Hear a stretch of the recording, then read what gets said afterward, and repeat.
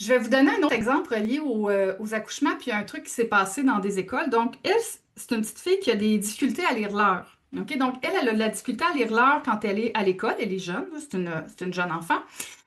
Et quand elle est rendue à apprendre l'apprentissage de l'heure avec les aiguilles, elle, elle n'arrive pas à faire ça. C'est très difficile pour elle. Et en plus, il se passe quelque chose de spécial. Ses yeux viennent pleins d'eau. Mais, mais je veux dire, elle n'a pas un poil, un cil dans l'œil. Elle s'est pas mis le doigt dans l'œil.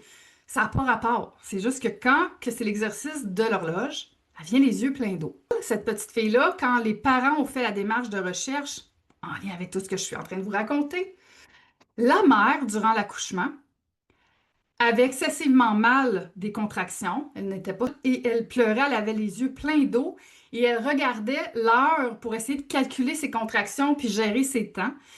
Et elle avait les yeux dans l'eau. L'accouchement, c'est le travail. La petite fille, c'est juste à l'école qu'elle avait les yeux dans l'eau quand elle lisait l'horloge, pas à la maison, juste à l'école. Quand la petite fille a eu l'information, ça a été mis à sa conscience, terminé. On peut lire l'heure, on arrive à voir les aiguilles, là, on n'a pas les yeux dans l'eau.